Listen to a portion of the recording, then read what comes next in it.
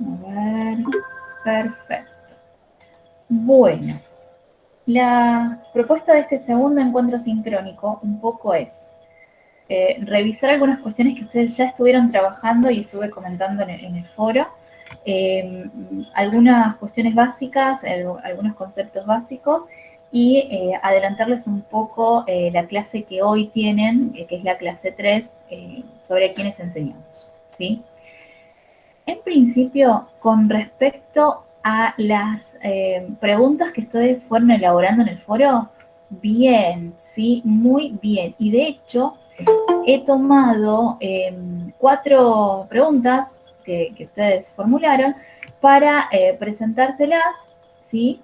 Y dar cuenta de cómo han podido identificar una sencilla de comprensión de orden cognitivo y metacognitiva, y también hacer un punteo sobre cuál es la importancia de ese texto.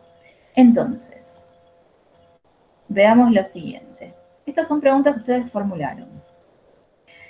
¿Qué dio lugar al origen del nuevo campo disciplinar?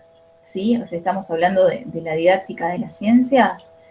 Esta es una pregunta sencilla. Bien, lo encuentro claramente en el texto. Vamos a responder en este caso, ¿sí? Esto de qué dio lugar al origen de la didáctica de las ciencias.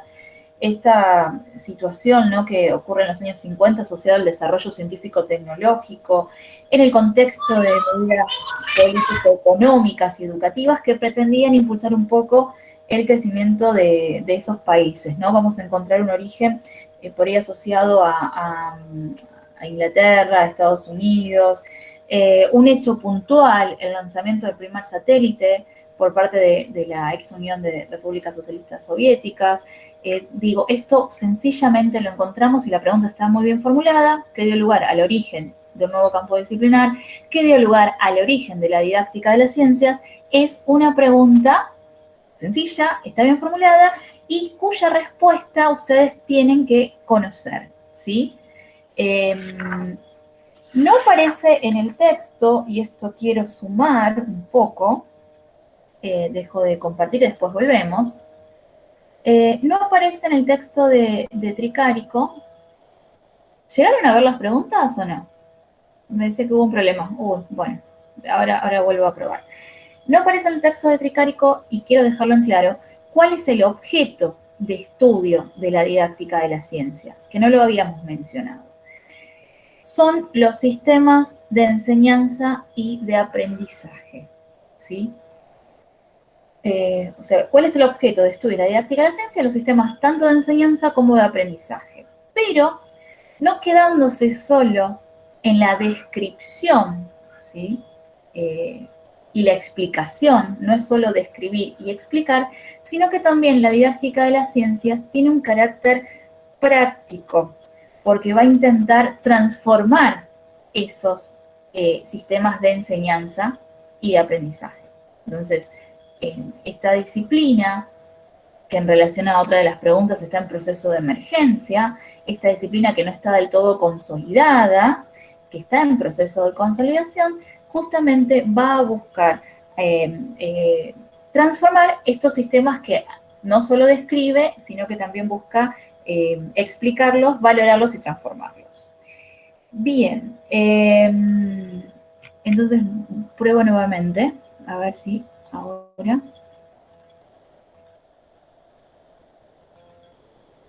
Bien, ahora sí, ¿pueden ver las preguntas? Sí, ahora sí. Listo. Bien, esta fue la primera, la formuló alguno de ustedes, han respondido muy bien en el foro, entonces esta ya quedaría, ¿no? Y la tomé porque justamente tiene que ver con una de las ideas claves del texto. Según Tolmi, ¿cuál es la clasificación de disciplinas que presenta? Esta otra pregunta sigue siendo sencilla, ¿sí? Me está indicando el autor y me está indicando algo que a mí me permite caracterizar a la didáctica de las ciencias. Entonces, ¿cómo va a clasificar Tolmi a las disciplinas? Por un lado, en disciplinas compactas o maduras, ¿sí? Por otro lado, en disciplinas difusas, ¿sí?, o no consolidadas, o en proceso de. Para poder hacer esta clasificación de las disciplinas y ubicar dónde se encuentra la didáctica de las ciencias, considera una serie de características, ¿sí? Que ha de tener una disciplina que vamos a decir que es una disciplina madura. Primero tiene que existir un problema, un conjunto de problemas, ya sean conceptuales o prácticos. ¿Bien? Esos problemas que merezcan ser estudiados por una comunidad que se dedique a. Entonces, ¿existe un problema? Sí. ¿Cuál es el problema? ¿Cómo mejorar los modelos de enseñanza y cómo mejorar el aprendizaje en ciencias? Existe un problema. Tengo que tener una comunidad que se dedique a esto. Entonces, la segunda característica es la existencia de una comunidad profesional crítica dedicada a ese problema. En tercer lugar, tiene que haber un punto de vista compartido, o sea, estos profesionales que en principio, en los orígenes de la didáctica provenían desde las ciencias experimentales, porque recordemos que el origen está ligado a querer transformar diferentes naciones, llevarlas al progreso científico-tecnológico. Entonces, en primer lugar, se convocó a biólogos, a físicos, a químicos, y luego se fueron incorporando del área de las humanidades, psicólogos, sociólogos, filósofos, historiadores. Entonces, todos estos profesionales que se van a dedicar a este problema tienen que tener un punto de vista común y compartido. Como les decía, al principio del origen de la didáctica de las ciencias, asociado a los años 50, ese punto de vista común o esa meta era justamente el crecimiento científico-tecnológico de las sociedades de las que formaban parte. En la década del 80 hay como una reversión de lo que es la didáctica de las ciencias, se considera más el lado social, pero en principio ese es su origen. Tengo un problema, tengo una comunidad que se va a dedicar a ese problema, una comunidad de profesionales. Estos profesionales comparten un punto de vista, sí tienen puntos de vista comunes, y de algún modo van a armarse de una serie de estrategias y procedimientos aceptados por todos. ¿Cómo vamos a investigar? ¿Cómo vamos a evaluar? ¿Cómo vamos a describir? ¿Cómo vamos a transformar estos sistemas de enseñanza y aprendizaje? Y como una última característica que hace a las disciplinas consolidadas es la existencia de poblaciones conceptuales en evolución. Y acá habrán notado que Toulmin lo que toma son conceptos de evolución biológica para hablar del origen de esta disciplina, ¿sí? Entonces hace como cierta analogía. Una disciplina va a estar consolidada cuando aparece un vocabulario, una población conceptual que le es propia. Por ejemplo, si yo pienso en la genética, ¿sí? Hay un problema específico para resolver, la genética como una disciplina. Sí, el estudio de la herencia. ¿Existen profesionales dedicados a ellos? Sí, por supuesto, biólogos y genetistas. ¿Existen puntos de vista compartidos? Sí. ¿Tienen estrategias y procedimientos comunes y aceptados? Sí. ¿Existe una población conceptual vinculado a ese problema? Sí. Hablamos de genes, hablamos de alelos, hablamos no sé, de ADN, de RN, de polimerasa, de enzimas. Digo, hay como una población conceptual propia de una disciplina consolidada. En didáctica de las ciencias, tenemos un problema, hay una comunidad que se dedica a este problema, existen puntos de vista comunes y compartidos, hay ciertas estrategias y procedimientos aceptados. Lo que todavía estaría faltando, ¿sí? Sería esta población conceptual que le sea propia. Entonces, si hoy ustedes me preguntan, ¿es la didáctica de las ciencias, o lo mismo que se pregunta Tricárico, una disciplina consolidada? No, es una disciplina en proceso de consolidación, es una disciplina emergente. ¿Es posible que de acá a un tiempo tenga, según Toulmin, las mismas caracterizaciones que las disciplinas maduras? Sí, me estaría faltando eso. Nosotros en didáctica, estamos en didáctica de las ciencias, estamos utilizando conceptos que no son tal vez propios. Hablamos, por ejemplo, del concepto del sistema, no sé, enseñanza y aprendizaje, y eso también aparece en la didáctica de la matemática. Hablamos de concepciones previas, concepciones de los alumnos, de ideas, de estrategias, y son comunes y compartidas con otras didácticas específicas. ¿Que está surgiendo un vocabulario propio, una población conceptual propia? Sí. Entonces, un poco esto quería repasarlo porque es necesario, es hacia dónde tendrían que apuntar las preguntas. ¿Vamos por ahora? ¿Estamos yendo bien? Bien. Vuelvo a compartir. Otra de las preguntas que surgió en el foro: ¿qué problemáticas debió y debe enfrentar la educación científica y tecnológica?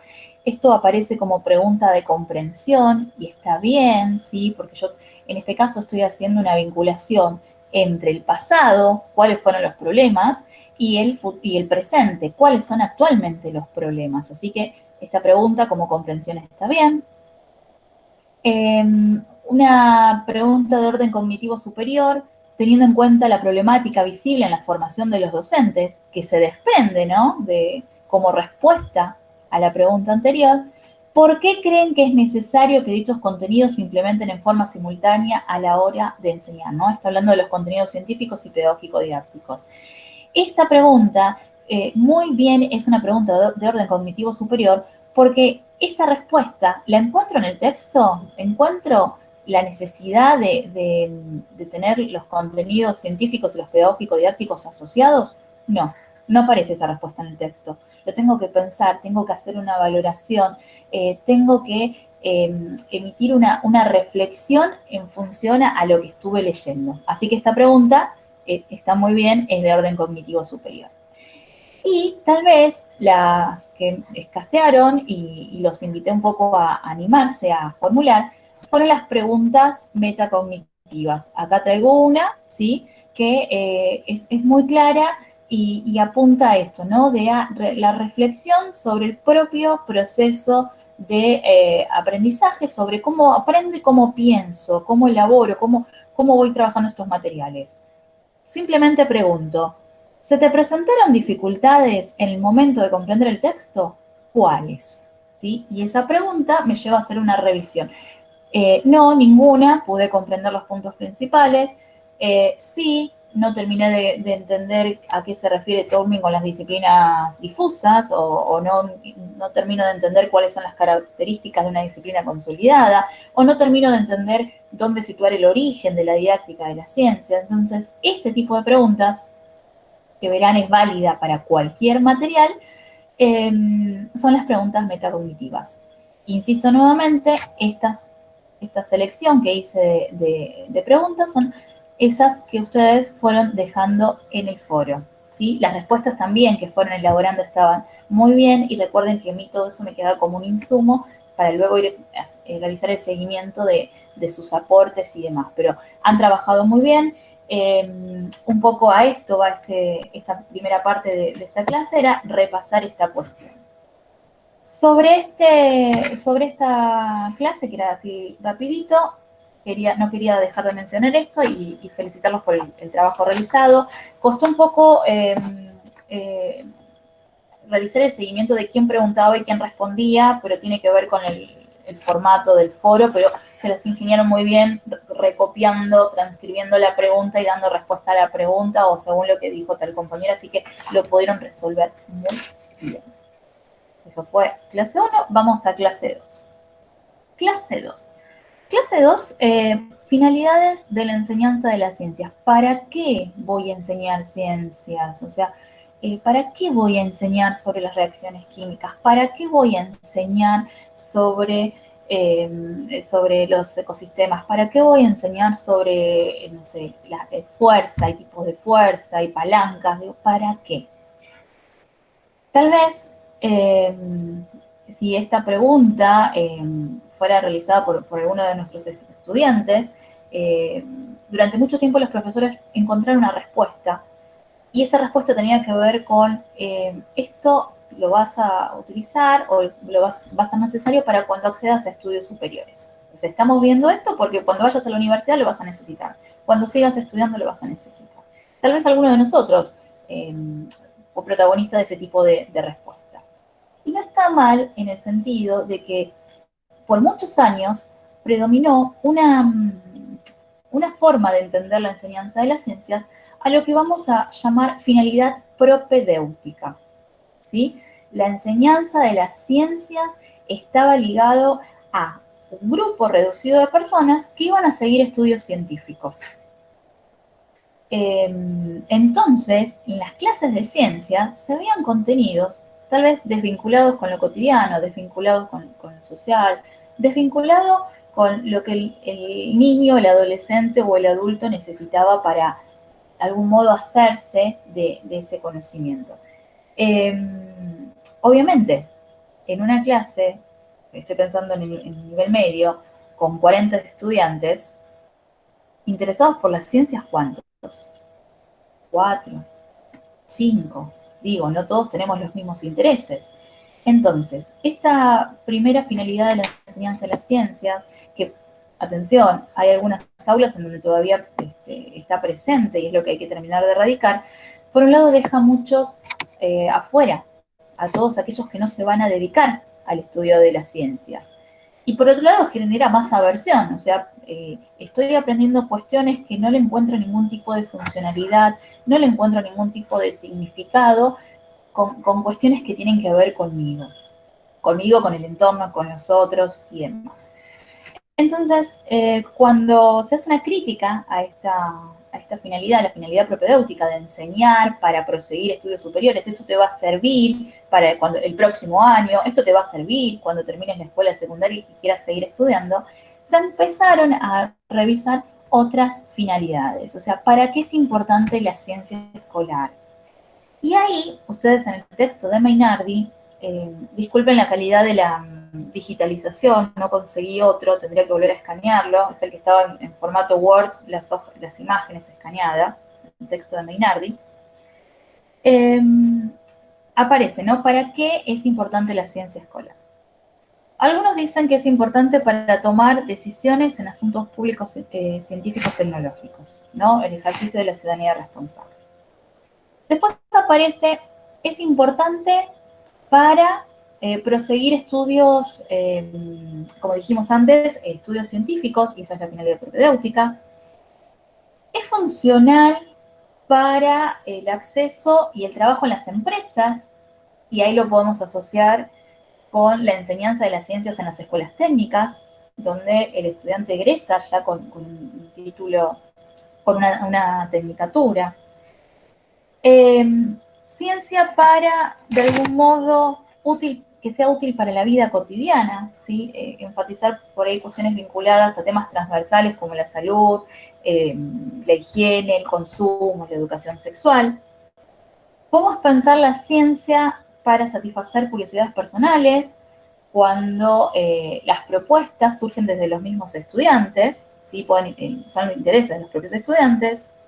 Vamos a enseñar ciencia considerándola que es parte de la cultura, así como el arte es una producción humana, la ciencia también lo es, ¿sí? El conocimiento científico es tan valorable como el conocimiento literario, como el conocimiento artístico. Y, o podemos pensar en la ciencia, de algún modo, que está asociada con los medios de comunicación y por ahí busca los contenidos más sensacionalistas y los más espectaculares, como para seducir al alumnado, ¿no? Y atención con esto, porque muchas veces esta manera de enseñar ciencias, asociado a lo sensacionalista, asociado a lo súper espectacular, por ahí contribuye una imagen falsa de la ciencia, ¿no? De que la ciencia sumamente siempre es divertida y siempre vamos a obtener mezclando líquidos de distintos colores, explosiones y cosas fantásticas, ¿sí? Eso es como algunas cuestiones. Entonces, Mainardi va a hacer esa revisión de para qué es útil la ciencia escolar y después va a llegar a un concepto que ustedes ya trabajaron en primer año, pero que volvemos a insistir porque parece que llegan a cuarto y esta es la meta, este es la zanahoria que persigue el conejo, porque en realidad es hacia donde nos dirigimos. Aparece un concepto clave en enseñanza de las ciencias, que es la alfabetización científica, ¿sí? Es una expresión metafórica, es una analogía, de esto creo que ya lo estuvimos hablando, algo así como eh, el acceso al mínimo conocimiento para poder tomar decisiones y decisiones responsables y decisiones críticas. A mí me tiene que servir, me tiene que ser útil el conocimiento científico escolar para tomar mejores decisiones, ¿sí? En el ámbito privado y también en el ámbito público. Entonces ahí es donde empiezan a encontrar en una interacción entre los textos, el texto de Mainardi y el texto de Martín Díaz. En esta clase, bueno, una de las preguntas es qué se entiende por alfabetización científica, por qué es comparable con la alfabetización lectoescritora, ¿sí? Cuando una persona no sabe leer y escribir, ¿cómo lo adjetivamos? ¿Qué decimos cuando una persona no sabe leer ni escribir? Exacto, muy bien, Yasmín. Decimos es una persona analfabeta. Cuando una persona no es alfabetizada científicamente, estamos hablando también de analfabetos.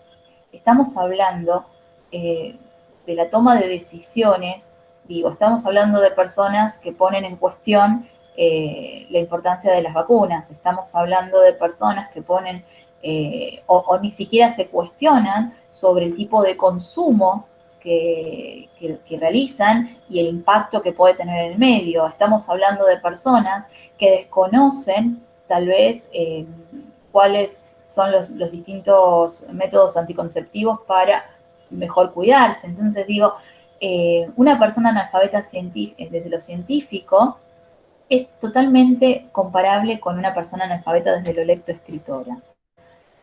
Eh, para esta clase, la propuesta justamente era que ustedes puedan participar en esta pizarra colaborativa y vuelvo a compartir la pantalla.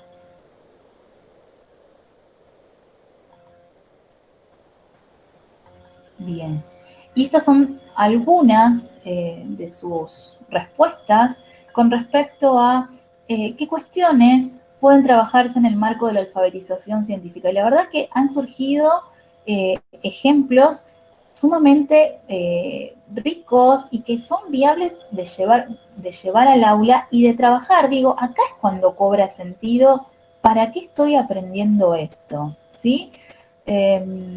No sé, por ejemplo, esta que dice qué relación existe entre el progreso tecnocientífico y la acumulación de riquezas, cómo se podría disminuir la contaminación aérea causada por las emisiones de automóviles, ¿sí? Es un tipo de contaminación muy dañina que pocos conocen.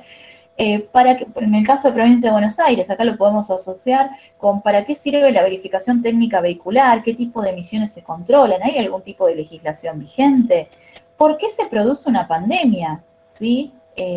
¿Cuáles son las causas? ¿Cuáles son las posibles causas? ¿Es unicausal? ¿Es multicausal? Bueno, acá salió el tema, ¿no? De por qué son importantes las vacunas. ¿Cómo la ciencia contribuyó para poder identificar personas desaparecidas en la última dictadura militar? Digo, aparecieron cuestiones sumamente importantes, cómo afecta el consumo y la industria del tabaco al medio ambiente. Y vean si no es importante y si no es atractivo enseñar ciencias desde célula, 2 puntos, qué es una célula, bla, bla, bla, o enseñar ciencia desde células madres, las controversias en relación a tratamientos mágicos que se ofrecen en diferentes partes del mundo, ¿sí? Entonces, acá es donde tenemos que empezar a pensar, cada vez que ustedes se sienten a planificar una clase, el para qué voy a hacer esto. Y entonces viene la palabra mágica, alfabetización científica, mi meta. Bueno, entonces, ¿para qué voy a enseñar esto? ¿De acuerdo? Vamos entonces, ¿sí? Si aparecen preguntas, dudas, inquietudes. Luego, la segunda consigna que tenían para resolver en esta clase es qué respuestas esboza Martín Díaz a las preguntas que realiza en su artículo. Y estas preguntas tienen que ver un poco con esta revisión, ¿no? De estas cuestiones que por ahí ya, como yo dije, trabajaron en primero, pero es importante seguir profundizando porque se tienen que hacer carne. Estas cuestiones, sí, tienen que incorporarlas a su ser docente. Entonces, tenemos varias preguntas, ¿no? Una de esas es, ¿qué se entiende por alfabetización científica? Que de hecho hace una respuesta. ¿Qué características, antes, cuáles son los contenidos más adecuados para lograr una educación para la ciudadanía? ¿Sí? Y acá, esto que señala, ¿no? Que los estudiantes tienen que aprender ciencias, y vamos a hablar de que no van a dejar de aprender sobre reacciones químicas, sobre ondas y sobre fotosíntesis. Tienen que aprender a hacer ciencia, y acá estamos pensando en relación a las competencias científicas, además de fotosíntesis, reacciones químicas y ondas, tienen que aprender a formular preguntas, a formular hipótesis, a realizar observaciones, analizar gráficos, ¿sí? A comunicarse, esto es el hacer, y aprender sobre la ciencia, ¿sí? Incorporar cuestiones vinculadas a lo epistemológico, a lo histórico, a lo filosófico.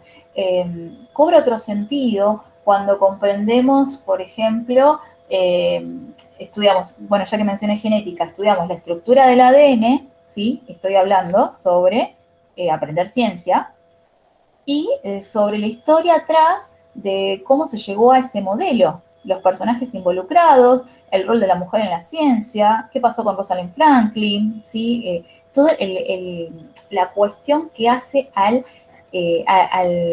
sobre la ciencia, ¿sí? No al hacer, sino sobre la ciencia. Entonces, bueno, va a ir esbozando sus respuestas. ¿Qué características generales han de tener estos contenidos? Y esto que mencionábamos recién, contextualización y funcionalidad, ¿sí? Estoy trabajando en una provincia del norte del país. Estoy trabajando no sé, en Jujuy. Y tengo que trabajar animales. Por poner un ejemplo muy sencillo. ¿Voy a trabajar los animales de África o voy a trabajar los animales presentes en las yungas? ¿Sí? Animales con los cuales los chicos se pueden cruzar en su contexto. Contextualización y funcionalidad. Volvemos a esto. Profe, ¿para qué me sirve esto? ¿Sí? Obviamente, no todos los contenidos van a tener una funcionalidad directa. ¿Sí? ¿Para qué me sirve, no sé, la configuración electrónica? No todos van a tener una aplicabilidad directa en la vida cotidiana, ¿sí? Pero sí tenemos que poder trabajarlos en contexto, trabajarlos desde situaciones problemáticas, trabajarlo desde estas tres dimensiones, ciencia, hacer ciencia y sobre la ciencia. Y ahí es cuando empieza a tener sentido. Modelos atómicos, todo lo que es la historia en la construcción de los diferentes modelos atómicos, en su relación con la visión del hombre, de la sociedad, son cuestiones que atraen, atrapan y llevan a comprender mejor estos contenidos y perseguir esa meta que decimos de alfabetización científica. ¿Qué más se pregunta Martín Díaz en este texto? Se pregunta qué es la ciencia, ¿sí? Y acá es cuando hace una revisión de que estas cuestiones vinculadas a la visión clásica, ciencia objetiva, ciencia neutral, dijimos, esa visión clásica tiene que dar lugar a la nueva visión, que es la socioconstructivista, entender que la ciencia no descubre verdades, sino que son interpretaciones, ¿sí?, de la realidad. Esto es sumamente importante, hablar de las interpretaciones. No es lo mismo decir, esto es así, sí, porque lo dice, comprobado científicamente, y ponemos el sello, porque estamos asociando esto a una visión clásica, a decir, este modelo es el que mejor interpreta este fenómeno que estamos estudiando. Tal vez de acá a unos años esto puede cambiar. No sé, pensemos sistema solar, pensemos que muchos de nosotros estudiamos a Plutón como planeta y hoy lo sacamos, ya no es más planeta. Pensemos en relación a cuestiones vinculadas al contexto actual. como a esta misma altura, el año pasado, en el contexto de pandemia, sanitizamos absolutamente todo, prácticamente nos bañábamos en alcohol, y con lo que fuimos aprendiendo hoy sabemos que no es tan así. Entonces digo, son interpretaciones en función a lo que vamos aprendiendo con el paso del tiempo. Entonces, bueno, se va a preguntar qué es la ciencia, hay una respuesta, y perdón que insista con esto y que esté en una posición de monólogo hoy. Es realmente importante que ustedes como profesores de ciencias tengan una definición de qué es la ciencia. ¿Qué es la ciencia? ¿Sí? Que puedan hacerse esa definición. Obviamente la van a ir armando en base a sus lecturas, en base a sus recorridos, en base a su formación, pero es importante que así como tienen, no sé, ¿qué es un perro? Y todos tenemos una imagen de perro en la cabeza y podemos caracterizarlo, la concepción de ciencia tiene que estar, ¿sí? Entonces, obviamente, esta concepción, como les dije, la van a ir armando en función a sus diferentes lecturas, pero no pueden egresarse sin tener una definición de qué es la ciencia. Porque, ojo, esa definición de ciencia y lo que entienden ustedes por ciencia, de algún modo es un condicionante para sus prácticas en función de que van a pensar sus actividades según lo que consideren que es la ciencia. Si yo considero que la ciencia es una verdad absoluta, y voy a plantear la enseñanza de meramente contenidos conceptuales, la ciencia como un saber. Si yo considero que la ciencia es producto de una construcción humana y tengo otra mirada sobre la ciencia, además de plantear el saber, voy a plantear esto que decíamos de las cuestiones vinculadas a la ciencia, ¿no? La historia de la ciencia, la filosofía de la ciencia, la epistemología. Entonces, ojo ahí, empezar a revisar qué entiendo por ciencia, qué es ciencia. Luego se pregunta cuáles son los contenidos más adecuados o qué características deben tener estos contenidos para lograr una educación para la ciudadanía, ¿sí? Eh, y creo que no hay más preguntas, ¿no? ¿Puede ser que me haya salteado alguna de las preguntas que va haciendo Martín Díaz en el texto? Creo que son todas estas. A ver. Sí, yo tengo hasta ahí nomás, profe. Sí. ¿Qué se quiere decir con alfabetización científica? ¿Cómo lograr la educación para la ciudadanía? ¿Qué es la ciencia? ¿Cuáles son los contenidos más adecuados para lograr una educación para la ciudadanía? ¿Y qué características deben tener dichos contenidos? Sí, esas son las preguntas de Martín Díaz. Bien. Y luego, la última, que la respuesta tal vez la encuentren en Mainardi, ¿qué implica ciencia para todos? Ahora los escucho a ustedes. ¿Qué implica ciencia para todos? Yo noté que implica una alfabetización científica a toda la población, que es necesaria para que se amplíe en los sectores, ¿no? Que todos puedan acceder a este conocimiento científico, para que todos puedan participar activamente en la sociedad, ¿no? Y que logremos un cambio en esto. Bien, Yasmín, es eso, es justamente esto que vos decís. Ahora pensemos en la heterogeneidad que tiene nuestro país y cómo lograr, ¿no? esa ciencia para todos, pensando en que cada uno de las jurisdicciones, y estoy pensando en cada una de las provincias, y Ciudad de Buenos Aires también considerada como una jurisdicción, tiene su propio diseño curricular. Si ustedes se van a trabajar a Córdoba, van a tener un diseño curricular distinto al de Provincia de Buenos Aires, o si trabajan, no sé, en Tierra del Fuego. Entonces, pensando en esta meta, ¿no? De cómo lograr ciencia para todos, más allá de de los diferentes tipos de contenidos que pueden encontrar o en la organización de los contenidos, todos los diseños curriculares en Argentina lo que comparten son las metas a alcanzar, ¿sí? ¿Cuáles son esas metas? Eh, sí, de algún modo, eh, sí, lo que se quiere lograr. Y en nuestro país eso aparece en los núcleos de aprendizaje prioritarios, o NAP, ¿sí? Entonces, a nivel nacional y atendiendo a la diversidad que tenemos en nuestro país, hay un acuerdo de cuáles son los núcleos de aprendizaje prioritarios o no. ¿Sí? Estos documentos los encuentran en línea, los encuentran en la página de ABC. Son como los grandes lineamientos, son como los grandes propósitos, cuáles son las metas a alcanzar.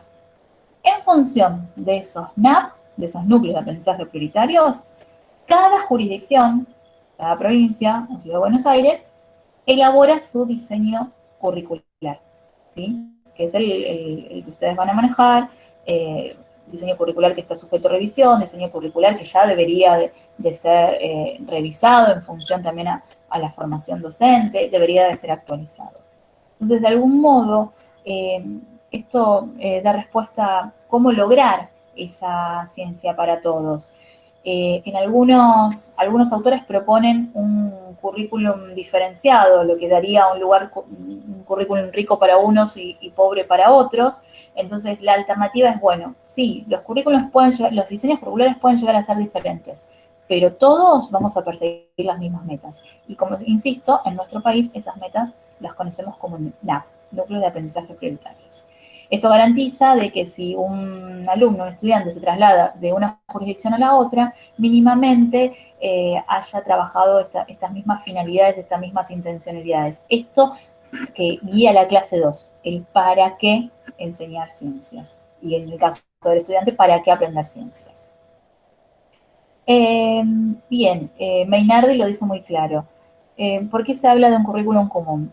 Porque comparten las finalidades educativas, experiencias significativas de ciencias y actividades científicas para todos los estudiantes, que les permitan conseguir los distintos grados de alfabetización científica. ¿Sí? Esa frase es como que resume un poco todo lo que viene proponiendo la autora en este capítulo. Bien, ¿estamos con esta clase 2?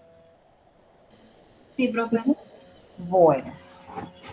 Y en lo que nos queda, que son unos 20 minutitos, vamos a avanzar un poquito con la clase 3, con la propuesta de la clase 3. Vean cómo... esto también quería avisarles.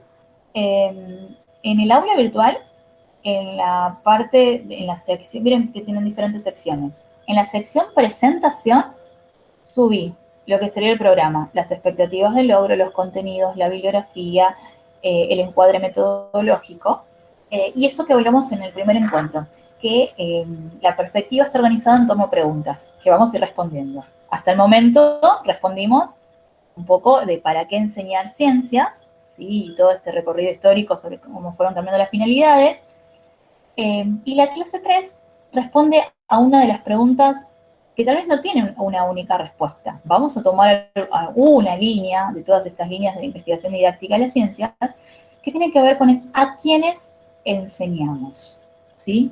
La clase 3 es a quiénes enseñamos. En esta clase, sí. Una cosita antes de que me olvide. Usted dijo lo del archivo de Mainardi. Sí. Está el PDF en Google. Yo lo busqué y lo leí de ahí, me pareció más práctico. Buenísimo. Buscan el capítulo, está ahí. Perfecto. Está entero, pero buscan el capítulo y está.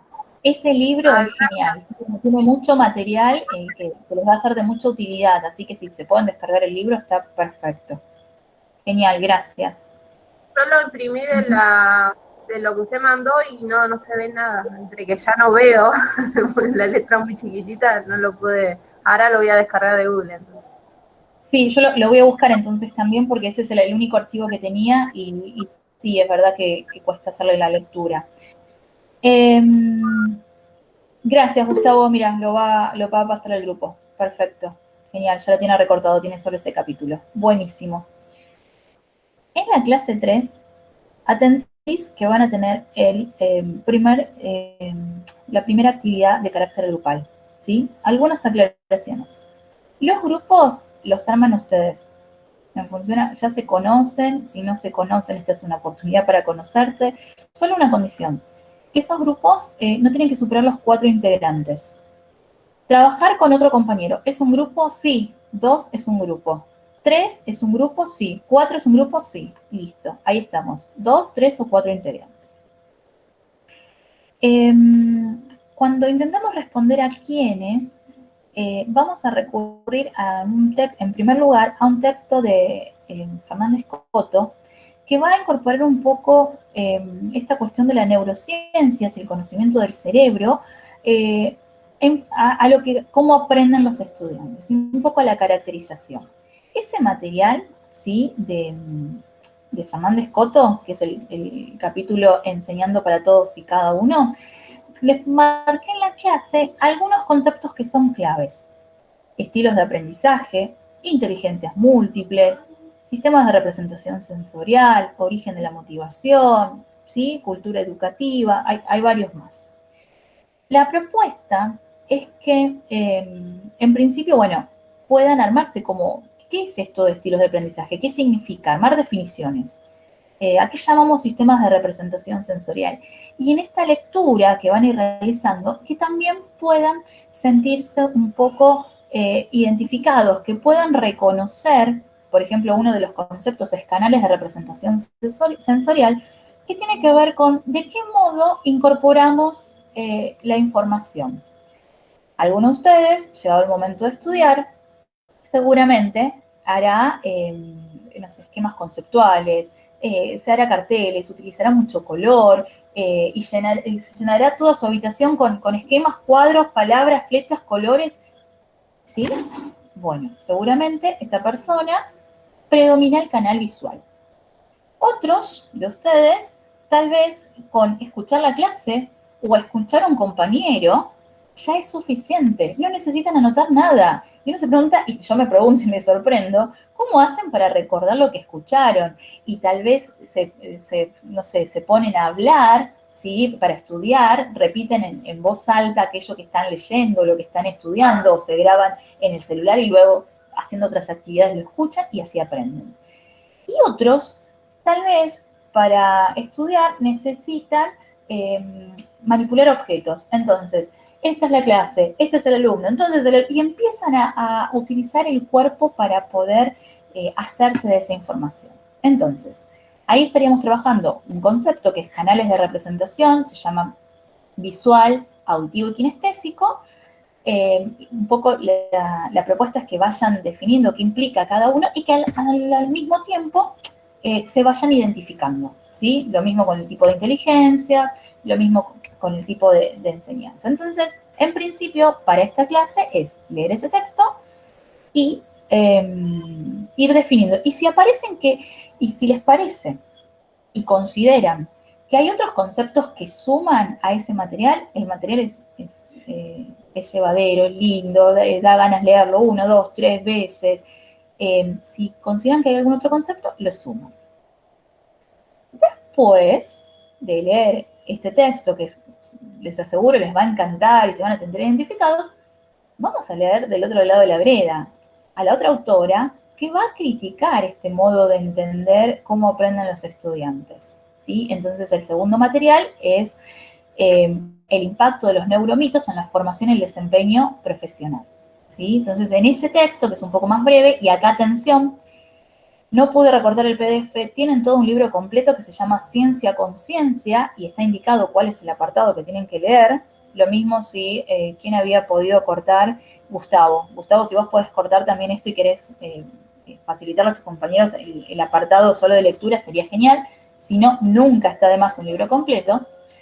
Ahí van a encontrar las críticas. Una vez que ya tienen en claro cuál es la propuesta de Fernández Coto y cuál es la propuesta de Ferrero, de Marta Ferrero, van a ir a la actividad, ¿sí? La actividad tiene que ver con el análisis de dos historietas. Las historietas están vinculadas.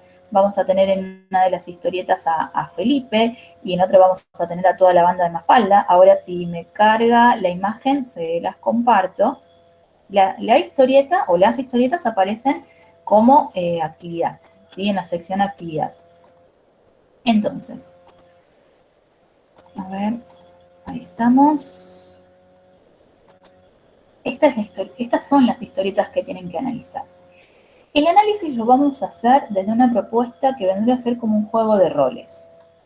Si Fernández Coto, que es esta primera autora, que hace relación a los diferentes estilos de aprendizaje, los canales de representación, la atención del estudiante, los estilos de enseñanza de la docente, el poder reconocer señales de acceso, cuáles son, pudiera explicar qué es lo que está viendo en esta historieta, ¿cómo lo haría? Entonces redactan un texto como si fuesen Fernández Coto, ¿sí? Hacen una redacción utilizando esos conceptos claves para poder explicar. Luego van a hacer el mismo análisis, van a analizar la historieta, pero desde la mirada de Marta Ferrero. ¿Qué diría sobre esta misma situación Marta Ferrero? ¿Sí? O qué críticas haría a esa explicación que está dando Fernández Coto. ¿Sí? Como podemos y pueden apreciar en las historietas, lo tenemos ahí a Felipe que dice, debo atender sin perder detalle lo que está explicando la maestra, poner todos mis sentidos, no distraerme, concentrarme, prestar atención. Y él está tan concentrado en eso que cuando la señora pregunta, ¿sí? Él no sabe siquiera qué era lo que estaba explicando. ¿Bien? ¿Dónde estaba el foco de atención? ¿Qué está pasando con Felipe?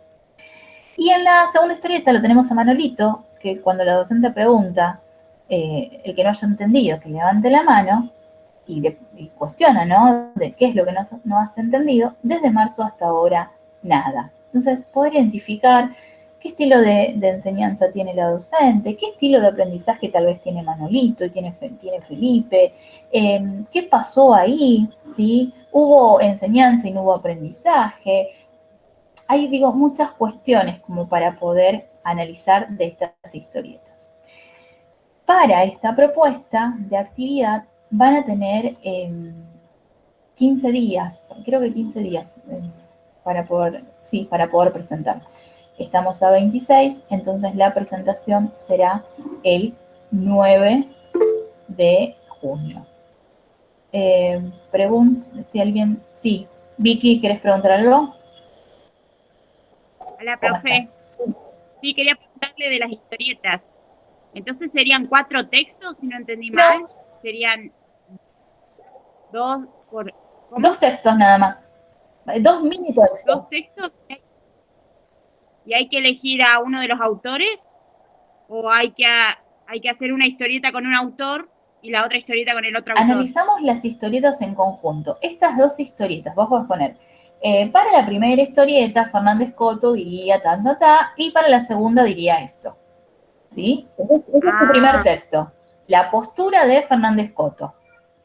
Y luego haces un segundo texto, que es más, la presentación no tiene que exceder la hoja. En una hoja ustedes van a resolver todo. Y el segundo texto es la crítica que haría Marta Ferrero a eso que explicó Fernández Coto. ¿Sí? Esa es la propuesta de actividad, ¿sí? Entonces, en realidad van a trabajar 2 textos, ¿no? ¿Cómo explicaría Fernández Coto lo que ocurre en las historietas y qué diría Marta Ferrero respecto al mismo contenido?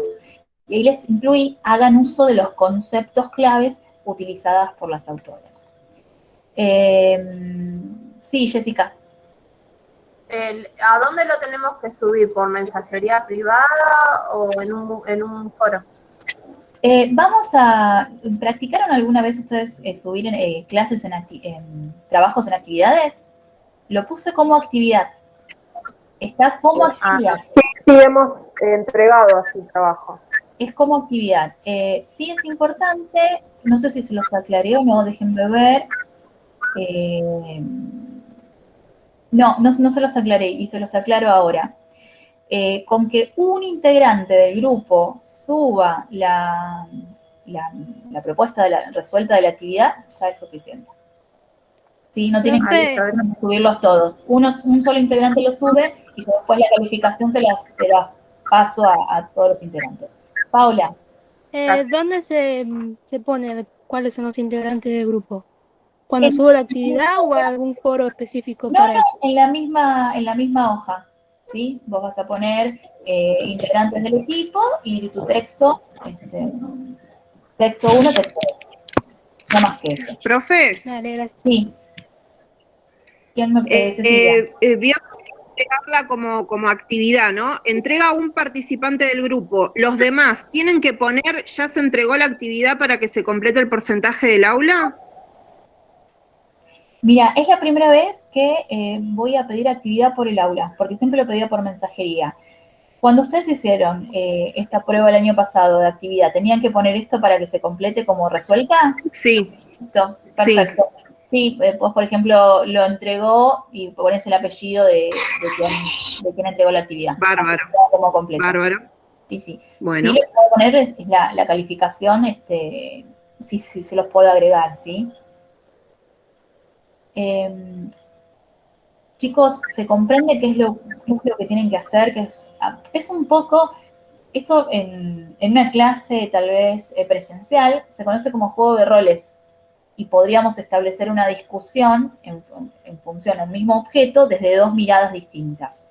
Y la propuesta también de la clase es un poco dar cuenta de, como decía, que la didáctica de las ciencias se encarga de los sistemas de enseñanza y aprendizaje y de no solo describirla, sino de evaluarla y transformarla. Existen diferentes líneas de investigación. Acá estamos conociendo dos miradas. Después cada uno de ustedes analizará si les parece que es viable o no. Esto de que existen personas que con solo escuchar ya aprenden, ¿sí?